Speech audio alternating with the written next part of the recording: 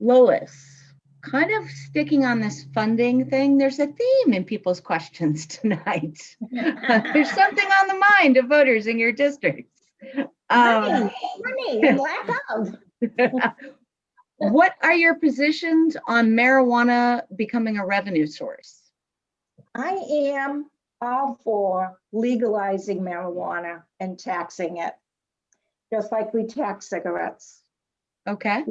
We're an island in New England of, that we're still illegal marijuana and little ounces that's okay and this and that. They're going to smoke it. I think legalize it. I think regulate it. You don't know what the kids are buying out there. And if we can legalize it and regulate it, I think it'll be safer. And I think, and then tax it. I think it's a great source of revenue. Okay. Lorrie, what do you think? Back when I had served in the House, I had suggested funding kindergarten with taxation on marijuana, and people didn't find that very funny. But the reality is, it is a revenue source. In the same way we have state liquor stores, we could make a portion of that existing infrastructure, the state liquor store, and some sort of dispensary for marijuana. And since it already exists, we already have a taxation process for our alcohol. We can use a similar process for marijuana.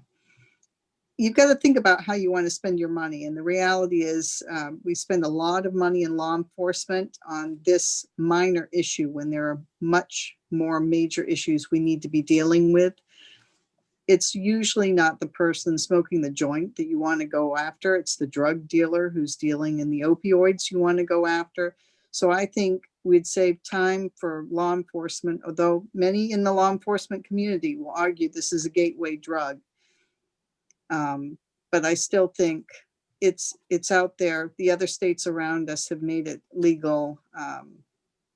We can let them rake in the tax revenue, or we can get part of that tax revenue ourselves. And then in terms of law enforcement, we can determine what we're going to go after. Are we going to go after the kids smoking the joint? Are we going to go after the drug dealer? And I would say, given our opioid crisis, we need to go after that drug dealer. Okay. Leslie, how about you? This was something we had spoken about, as a group, kind of trying to identify the issues that we had in common. So I think this is, something that we all basically agree on.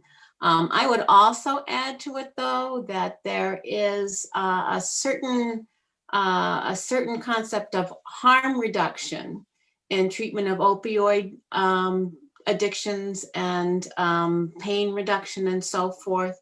And I think, I think there's been some indication that use of marijuana can be, a less harmful alternative to people who are addicted to opioids, and can help manage in a safer way. So I also think that, agreeing with it as a source of taxation and revenue and regulation, I also think that there needs to be, some exploration and expansion of the uses of marijuana for medical issues.